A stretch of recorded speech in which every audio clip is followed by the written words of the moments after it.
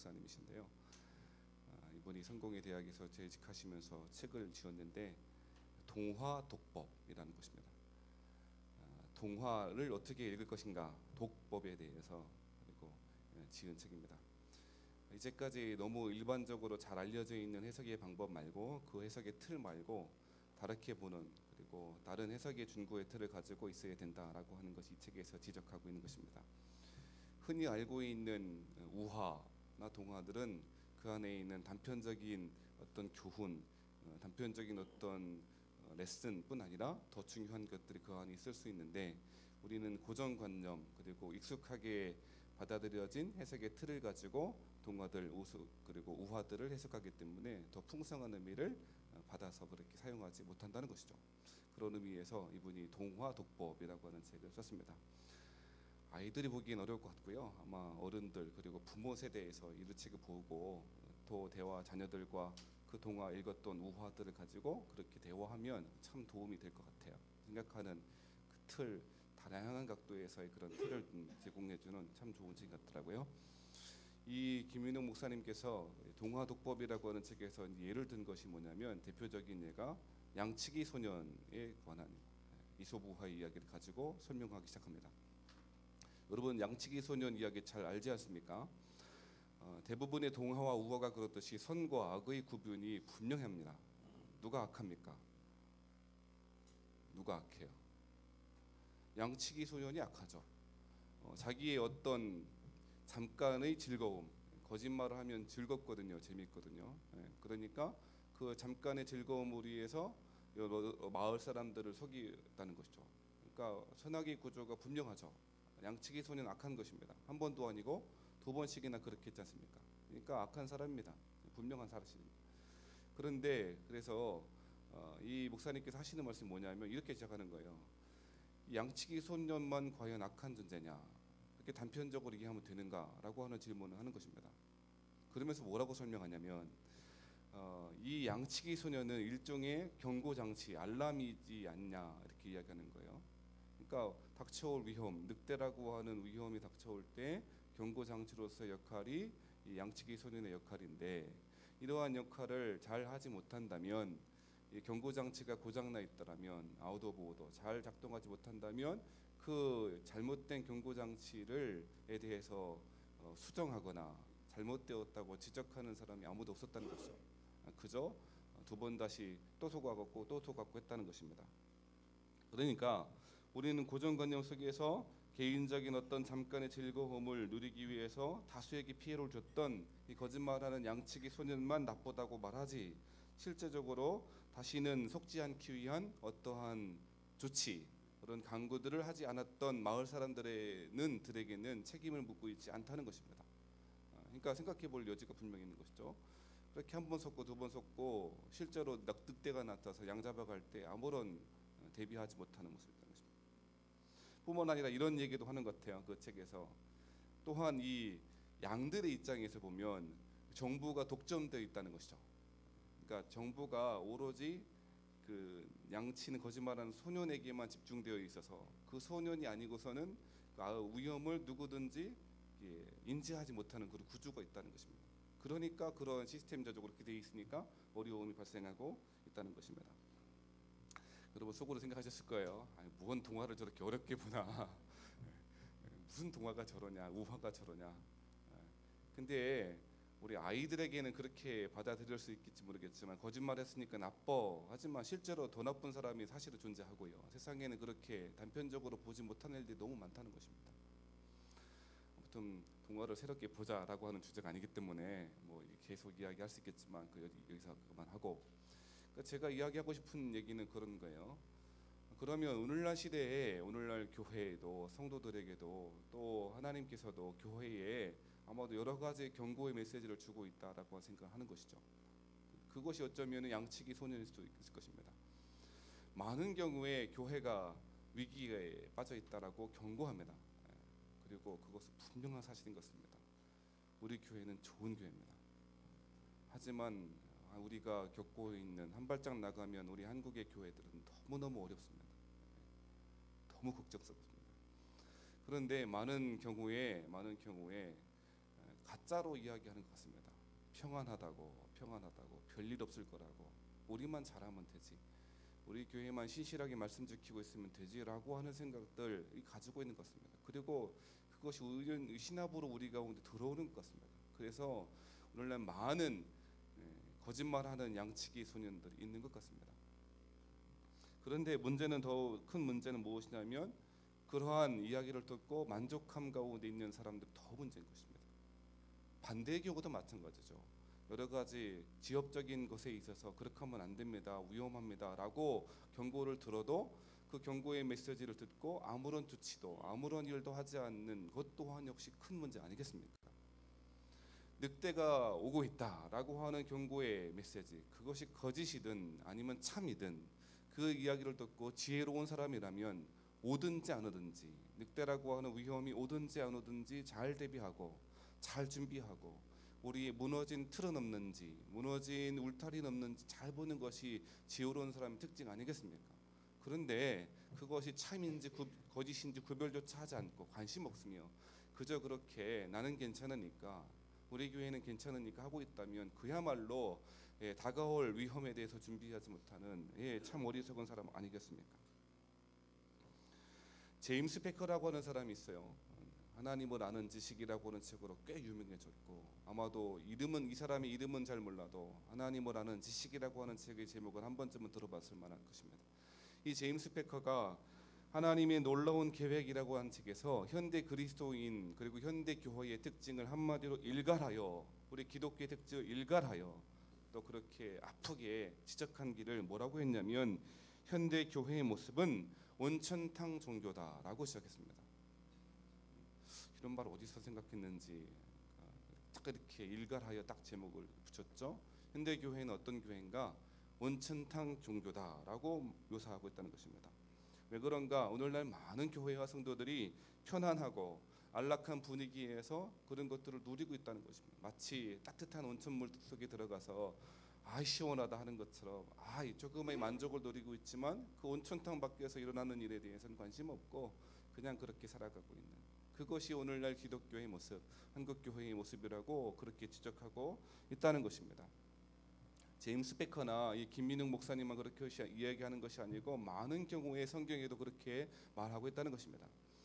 여러분 잘 아시는 말씀 몇 번 설명드리고 몇 번 말씀드렸는데요. 예레미야 말씀 같은데 보면 당시의 상황과 우리의 상황이 너무 비슷한 것을 보고 있는 것입니다. 예레미야라고 하는 선지자가 똑같이 그렇게 말했던 것입니다. 여러분 예레미야 7장을 한번 보실까요? 성경을 찾아도 좋고 앞에 화면을 보고 보셔도 좋을 것 같습니다. 눈을 잘 쫓아오시기 바랍니다. 예레미야 7장에 보니까 이렇게 이야기합니다. 여호와께로부터 예레미야에게 말씀이 임하니라. 이루시되 너는 여호와의 진문에 서서 이 말을 선포하여 이르기를, 여호와께 예배하러 이 문으로 들어가는 유다 사람들아, 여호와의 말씀을 들으라라고 이야기합니다. 예레미야가 지금 누구한테 말합니까? 여호와의 진문에 서서 이야기하는 거죠. 그런데 예배하러 이 문으로 들어가는 사람들에게, 또 나오는 사람도 있겠죠. 번제하러 들어가고 나오는, 그러니까 하나님을 경배하고자 하는 그렇게 의식을 가지고 그런 목적을 가지고 예배당에 나온 성도들에게 뭐라고 한답니까? 이렇게 이야기합니다. 3절에 만군의 여호와 이스라엘의 하나님께서 이와 같이 말씀하시되 너희 길과 행위를 바르게 하라. 그리하면 내가 너희로 이곳에 살게 하리라 말씀하고 있습니다. 어떻게 하라고요? 너희 길과 행위를 바르게 하라고요. 그리하면 내가 너희를 이곳에서 살게 하리라 메시지를 전하고 있다는 것입니다. 그러면서 하는 말이 4절입니다. 4절 말씀, 7장 4절의 말씀을 함께 한번 읽어보겠습니다. 다 같이요. 시작. 너희는 이것이 여호와의 성전이라, 여호와의 성전이라, 여호와의 성전이라 하는 거짓말을 믿지 말라. 이해되지 않는 메시지를 주고 있는 것입니다. 여호와의 성전이라라고 하는 것이 거짓말이랍니다. 근데 지금 상황이 어떤 상황이라고요? 성전 문 앞에서 예배하고 번제를 드리고 제사를 드리려고 하는, 그렇게 의식을 드리려고 하는 여러 사람들에게 예레미야가 성전 문 앞에서 예배 드리려고 하는 문 앞에서 이것이 여호와의 성전이라, 여호와의 성전이라, 여호와의 성전이라고 하는 것이 거짓말이라는 거죠.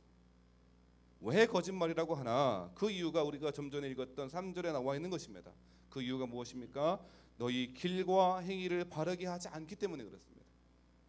예배 드리지만, 제사 드리지만, 하나님이 말씀하신 법도에 따라 잘 드렸지만 아무도 그랬겠죠. 오죽 열심히 있었으면, 말씀을 잘 지키겠다, 의식적으로 잘 지키겠다 생각했으면 아롱지 것도 안 되고 어떤 번제물도 안 되고 꼭 정해진 그 법도대로 잘 지켜서 제사 드리겠다 그렇게 열심히 나왔지만 너희 길과 행위를 바르게 하지 않는 거죠. 5절에도 말씀해 보면 이렇게 이야기하지 않습니까? 너희가 만일 길과 행위를 참으로 바르게 하여 이웃들 사이에 정의를 행하며 이방인과 고아와 과부를 압제하지 아니하며 무죄한 자의 피를 이곳에서 흘리지 아니하며 다른 신들 뒤를 따라 화를 자초하지 아니하면 이야기합니다. 그러니까 거꾸로 이야기하면, 반대로 이야기해보자면, 왜 하나님이 성전 앞에서 예배드리는 사람에게 여호와의 성전이라고 하는 것이 거짓말이라고, 가짜라고 하느냐? 그 이유가 길과 행위를 바르게 하지 않는 거죠. 뿐만 아니라 이웃들 사이에 정의를 행하지 아니하고 이방인, 고아와 과부를 압제하기 때문인 것입니다. 예배는 드리지만 신앙의 행위는 여러 가지 할지 모르겠지만 실제로 길 바꾸지 않는 거죠. 여전히 세상의 길을 똑같이 쫓아가면서 실제로는 하나님 믿는 것처럼 예배드리는 것처럼 하는 것입니다. 그러니까 거짓말이라고 예레미야 선지자를 통해서 하나님이 우리에게 경고하고 있다는 것입니다. 그러면서 8절에 보니까 이렇게 얘기합니다. 보라, 너희가 무익한 거짓말을 의존하는도다. 그 거짓말이 어떤 거짓말이라는 것입니까?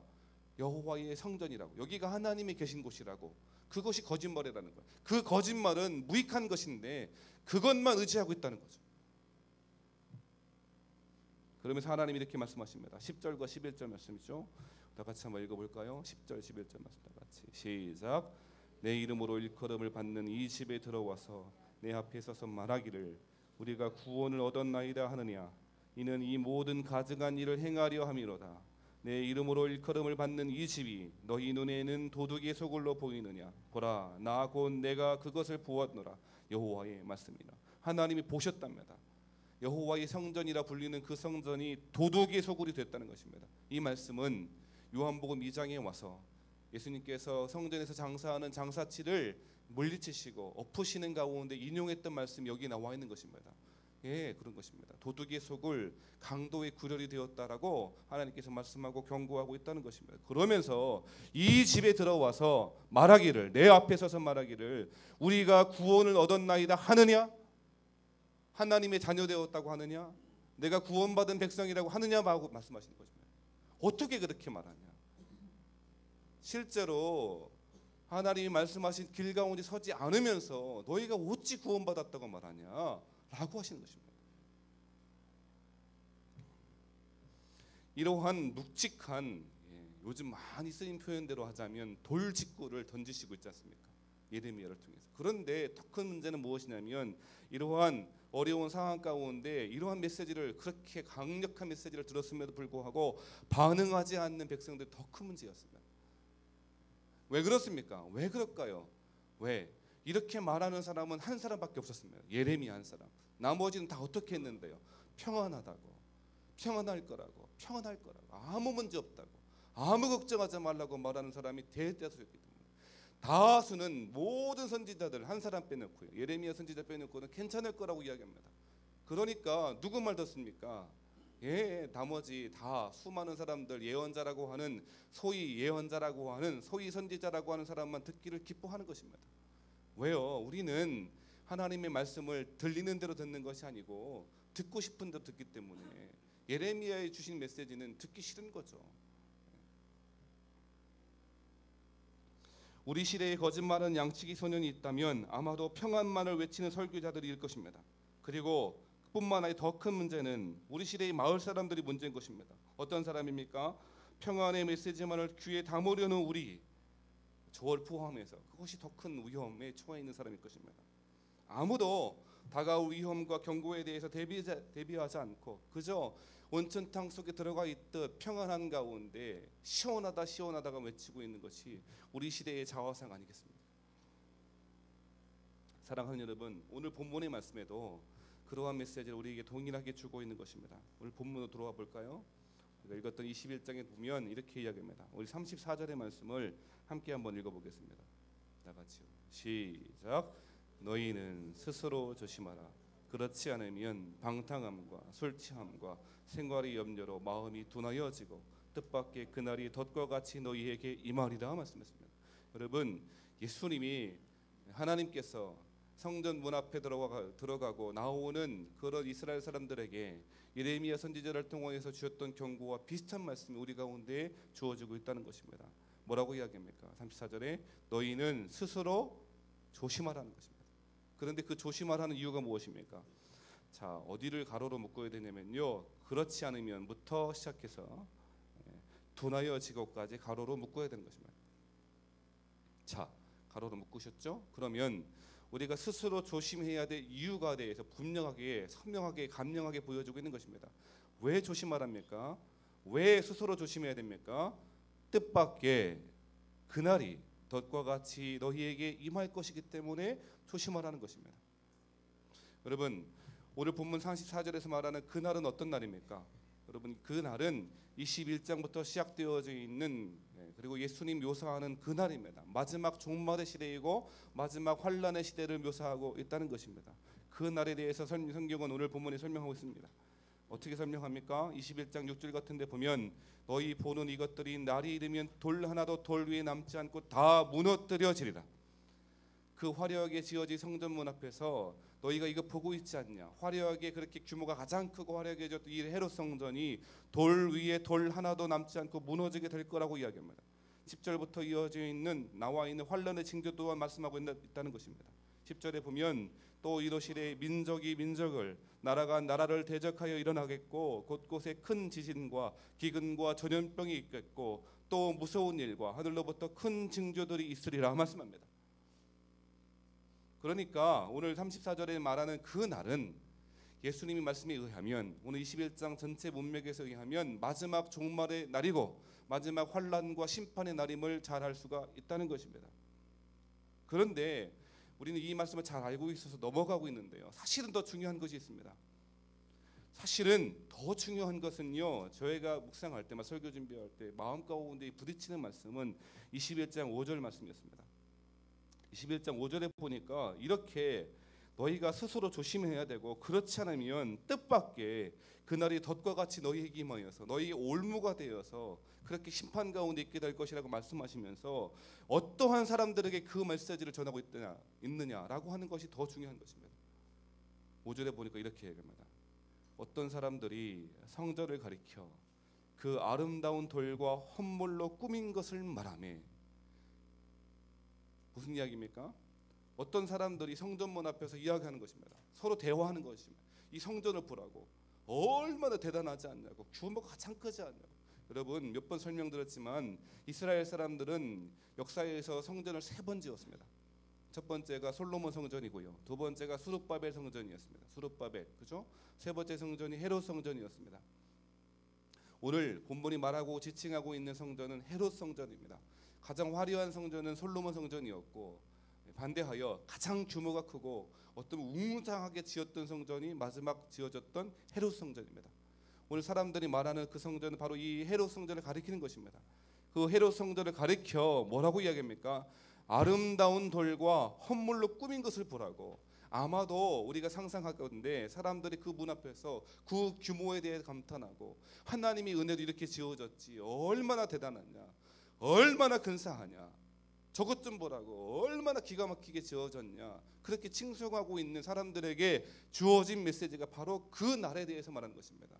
그 날이 어떤 날이라고요? 이렇게 화려하게 지어진 성전이 돌 위에 돌 하나도 남지 않고 다 무너질 거라고, 환란이 올 거라고, 이런 징조를 볼 거라고, 전쟁이 있을 것이라고, 기근이 있을 것이라고, 각처에 지진과 기근과 전염병이 일어날 것이라고 말하고 있다는 것입니다. 이러한 경고의 말씀을 주어지고 있다는 것입니다.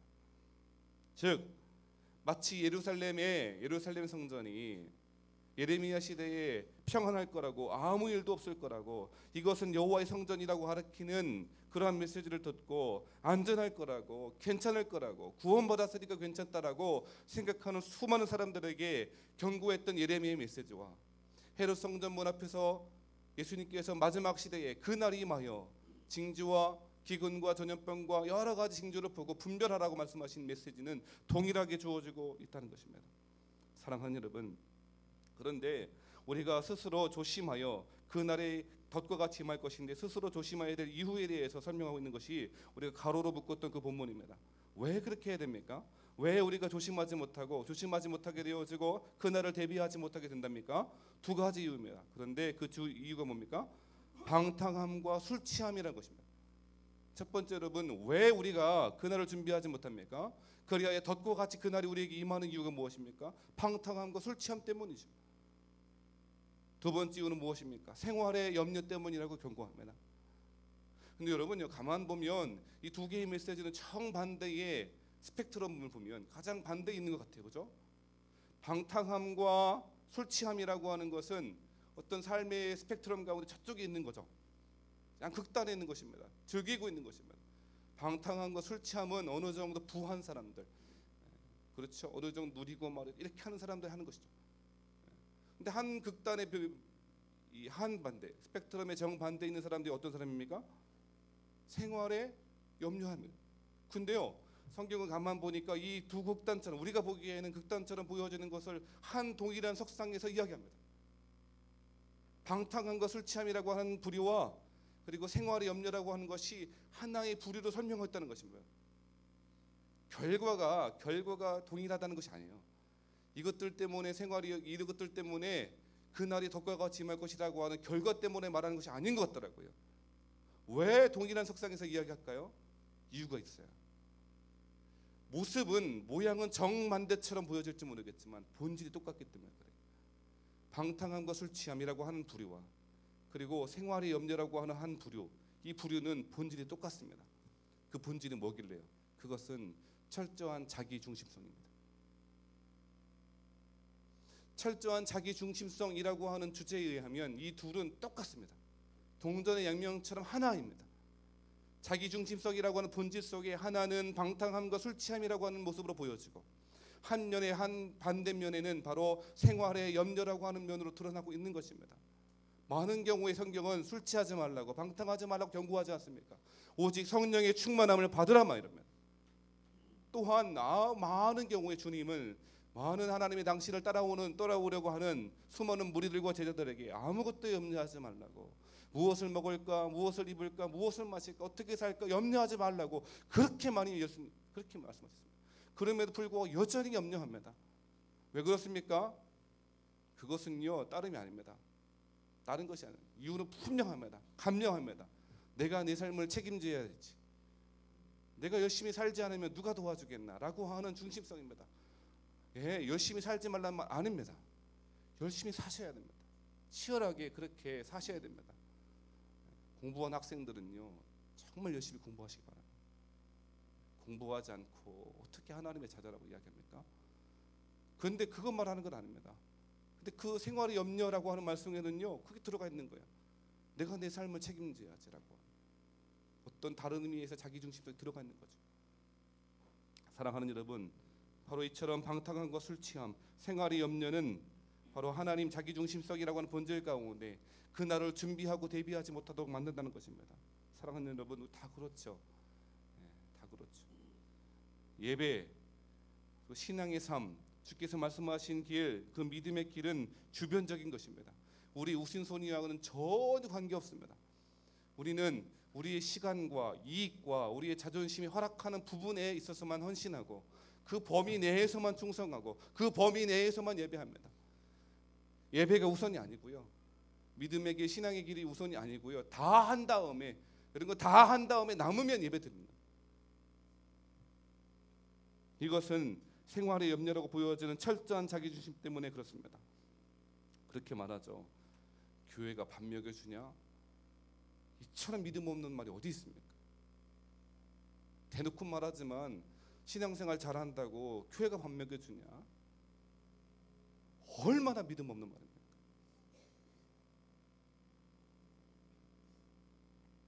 사랑하는 여러분, 그러므로 우리가 받아야 될 메시지가 있다면 바로 34절의 말씀인 것입니다. 다시 한번 읽어볼까요? 우리 마음에 새기는다는 의미에서 우리 한번 다시 읽어보겠습니다.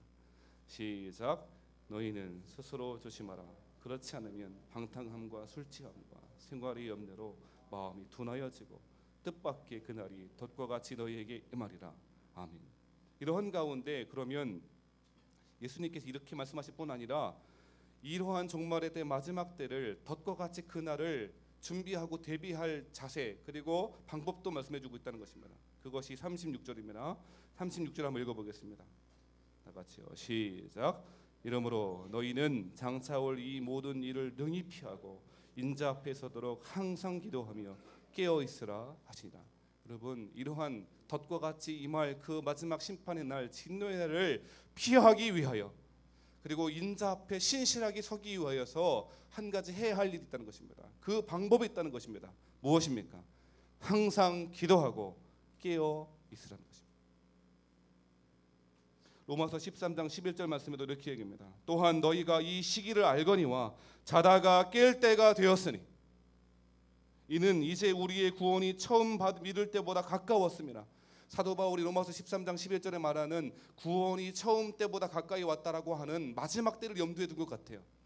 이때만 해도, 이 초대교회 때만 해도 예수님이 부활 승천하시면서 너희 중에는 일부에는 내가 승천한 것을 본 것을 이제 다시 오는 그날을 본 사람도 있을 것이다 라고 말씀하셨습니다. 그러므로 이 초대교회 성도들은 주님 다시 오실 날을 고대하고 또 그렇게 학수고대했습니다. 주님 다시 오실 재림의 날을 또 사모하고 사모했던 것입니다. 사도 바울이 말하는 구원의 때가 가까웠다라고 하는 그 말은 마지막 시대에 여러 가지 환난과 어려움과 고통 가운데 그래도 말씀 지키겠다라고 한 성도들에게 이제 주님이 다시 올 날이 가까웠는데, 이 다시 올 날이 가까웠으면 너희가 잘 알지 않냐, 종말의 때 마지막 그날을 잘 알고 있지 않냐, 이때 어떻게 해야 되냐, 마지막 시기를 너희가 잘 알고 있지 않냐, 그러면 너희는 이제 자다가 깰 때가 되었다는 것입니다. 사랑하는 여러분, 지금은 자다가 깰 때입니다. 베드로전서 5장 8절에도 근신하라 깨어라 너희 대적 마귀가 우는 사자같이 두루다니며 삼킬 자를 찾는 게 말씀합니다. 제가 어제 PB의 모임에 정기 원리회가 있어서요, 같이 기도하고 함께 말씀을 나누고 은혜를 받고 왔습니다. 그때 그 대표 되시는 목사님께서 하시는 말씀이었어요. 본인이 지금 영적인 전쟁을 하는데 어떻게 전쟁을 하느냐, 우리 차원이 다른 게 참 제가 많이 배우고 왔어요. 그분은 영적 전쟁을 어떻게 하는가, 우리는 그저 한두 사람이 어떤 영적인 눌림, 어두움 에 대해서 싸우고 그러지 않습니까? 해봐야 교회적인 면에 있어 국한에 싸우지 않습니까? 이분은 마치요 싸우는데 뭐라고 하시냐, 받을 만한 믿음 가지고 있는 사람 받으세요. 본인은 싸우고 영적인 전쟁을 하는데 우리 천한 시내를 덮고 있는 어둠의 세력과 싸우고 있다는 것입니다. 그래서 밤마다 날마다 찾아와서 500개 이상이 되는 그 사단과 싸우고 있다는 것입니다. 그 중에 대장이 되는 사람이 스벨이라고 하는 사람이 아니고 악한 영이라, 이름이 스벨이, 그 가르쳐주 하나님이. 이것을 다 믿을 수 있을지 모르겠지만 그분의 진정성이 있더라고요. 그만큼 치열하게 이 시대를 향하여서, 천한 시대를 덮고 있는 어둠의 영들과 치열하게 싸우고 있다는 것입니다. 왜 우리는 그렇게 못합니까? 왜 우리는 자고 있습니까? 사랑하는 여러분, 우리 세원학교의 성도 여러분, 너무 깊이 빠지지 마. 대충 신앙생활 해야지. 너무 멀리 가지 마. 사단의 말입니다. 그렇지 않습니다. 이상한 신화들이 있는 것 같아요. 어떤 신화냐? 이거 처음 예수 믿었으면 주일 낮은 나오는 거고, 그다음 조금 믿음 성장하면 주일 저녁도 나오는 거고, 조금 더 지나면 수요 예배도 나오는 거, 조금 더 신앙 성장하면 금요 예배 나오는 거고, 조금 더 열심히 하고 이제 중직자나 재직들 됐으면 새벽기도 나오고, 무슨 신앙의 단계가 있는 것처럼 그렇게 생각하는 것 같아요. 신하고 들어와야 돼요. 많은 경우에 사단은 우리에게 속삭입니다. 너무 깊이 빠지지 말라고, 너무 멀리 가지 말라고. 실제로 그런답니다. 근데 여러분요, 이게 꼭 누가 한 말인지 아십니까? 성경에 그대로 나옵니다. 어디 나올까요? 출애굽기에 나옵니다. 바로가 뭐라고 하는지 아십니까? 하나님께 예배하러 나가겠다라고 하는 모세에게 이렇게 말씀합니다. 너무 멀리는 가지 말라고. 좋아, 가긴 가라고. 신앙생활 잘하라고. 열심히 하는 건 좋은데 너무 멀리는 가지 마. 너무 이렇게 빠지면 안 돼요. 나중에 또 뭐라고 합니까? 양과 소는 데리고 놓고 간. 양과 소는 헌금 그렇게 많이 하면 못 써. 11조는 율법적인 거래. 11조 드리지 마. 돈 벌어서 11조 다 바치고 물질 다 바치면 어떻게 신앙생활해. 또 뭐라고 하는지 아십니까? 너희 어린 자녀들은 남겨둬. 니들만 가. 가려면 니들만 가. 어린 자녀들 공부해야지. 시험이 내고 다음 날인데 무슨 신앙생활이고. 고3은 원래 안 나가는 겨 예배.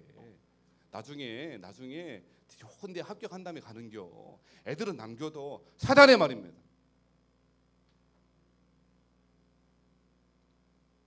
재미있는 이야기가 있더라고요. 그 고민을 상담하는 게시판이 있는가 봐요. 거기에 이렇게 써 있는 글을 제가 카피해서 되게 재미있었어요. 한 사람이 상담을 하는 내용, 이렇게 고민을 풀어놓는 거예요. 어떤 고민인가 한번 들어보세요. 우리 아버지가 교회에 너무 빠졌습니다. 제가 볼 때도 이런데 주위에서는 오죽하겠습니까? 친척들도 다 우리 아버지를 싫어합니다. 교회에 빠져도 너무 빠졌습니다. 교회라면 무조건 노른자입니다. 이거 어떻게 고치는 법 없을까요? 정말 길었습니다. 밤마다 설교를 들어야 하고 우리 아버지가 너무너무 불쌍합니다. 교회가 너무 밉습니다. 말도 안 되는 설교를 하면서 헌금이나 걷어가고 교회에서 벗어나는 법 아시는 분 제발 좀 가르쳐 주세요. 꼭 좀 부탁합니다. 개인적으로 메일을 주셔도 감사하겠습니다. 그럼 이만. 인터넷 게시판에 이렇게 쓴 거예요. 자기 아버지가 신앙생활 열심히 하는가 보죠. 그러니까 아들이 안 믿는 아들이 그렇게 쓴 거예요. 재미있는 게 뭐냐? 대답이 걸작이라. 대답이 이렇게 했어요. 인터넷에 올라온 대답이 교회에 빠졌다니 당신은 참 행운아입니다. 저희 아버지는 불교에 빠져서 지금 산에서 안 내려오십니다. 교회에 빠진 걸 다행으로 생각하세요. 아버지가 너무 보고 싶습니다. 크크. 사랑하는 우리 세원학교의 성도 여러분, 오늘이 이 땅에서의 마지막 순간인 것처럼 치열하게 기도하고 깨어 기도하는 여러분 되시기를 주로 축복합니다. 스펄전 목사님이 그렇게 이야기했다죠. 아주 유명한 말을 남겼습니다. 기도가 잘 되십니까?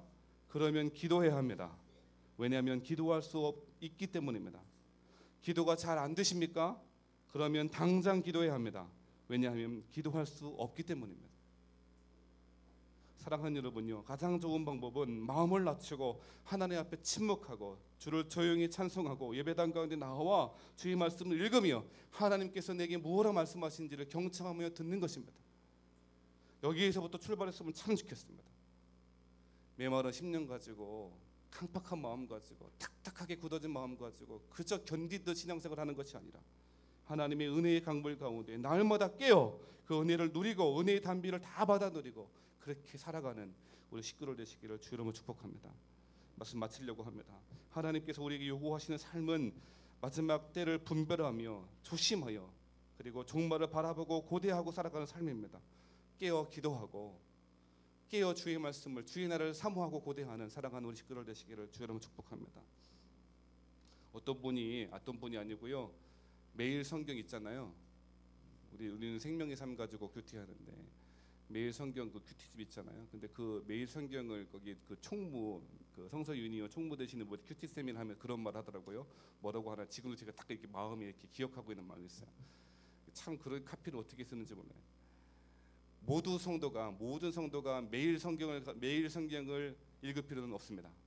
하지만 매일 성경을 읽어야 됩니다. 이해 안 되는 분이 있구만. 안 되면 나중에 무슨 말인지 물어보세요. 저는 이렇게 말씀드리고 싶습니다. 모든 성도가 새벽 기도회에 나오지 못할지라도 모든 성도는 새벽에 기도해야 됩니다.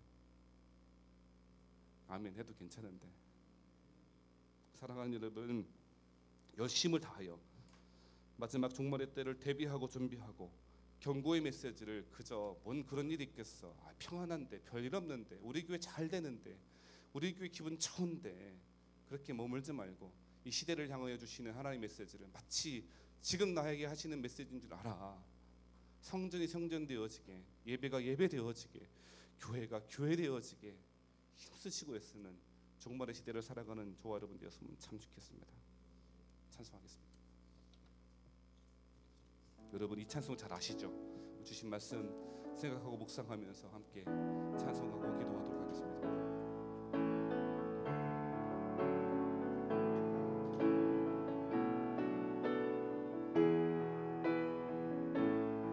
나는 기도를 쉬는 죄를 범치 않으리. 이 나라를 사랑하기에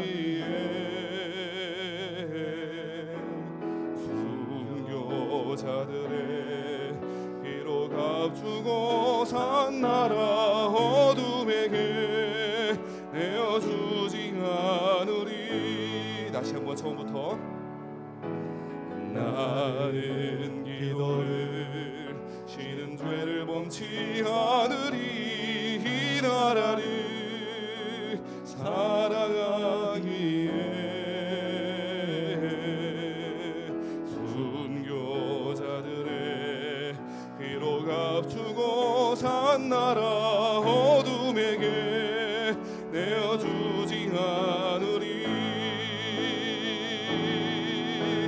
나의 기도가 이 나라 살릴 수 있다면 나는 결코 이 기도를 쉬는 죄를 멈지 않으리. 우리 기도로 이 나라 회복할 수 있다네. 피로 먹는 낙타무릎 간절한 눈물의 기도. 다시 한번 처음부터. 나는 기도를 쉬는 죄를 범치 않으리. 이 나라를 사랑하기에 순교자들의 피로 값주고 산 나라 어둠에게 내어주지 않으리. 나의 기도가 이 나라 살릴 수 있다면 나는 결코 이 기도를 쉬는 죄를 범치 않으리. 우리 기도로 이 나라 회복할 수 있다네. 피로 먹는 낙타무릎 간절한 눈물의 기도. 나의 기도가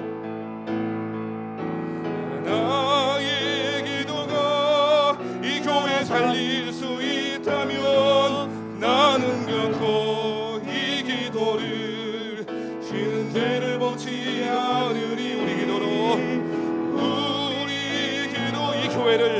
이 교회 회복할 수 있다네. 피로 먹는 낙타무릎 간절한 눈물의 기. 다시 한번. 나의 기도가 이 교회를 이 교회 살릴 수 있다면 나는 결코 이 기도를 쉬는 죄를 범치 않은. 우리 기도로 이 교회 회복할 수 있다네. 피로 먹는 낙타무릎 간절한 눈물의 기도.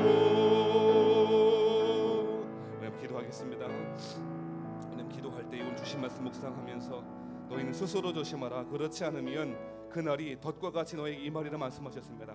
주의 말씀 따라 아버지 하나님, 마지막 종말의 때를 경고의 메시지를 잘 받아 철저히 준비하며 기도함으로 깨어있는 성도, 교회, 가정, 직장, 삶이 터전되게 하여 주옵소서. 시간을 드리며 새벽의 시간을 드리며 예배의 시간을 드려 주 앞에 겸손함으로 겸비함으로 예배가 예배되게, 교회가 교회되게, 가정이 참 하나님 기뻐하신 가정 될 수 있도록 주님 함께 하여 주옵소서. 주신 말씀 묵상하며 다짐하면서 주여 한 번만 부르고 통성으로 기도합니다. 주여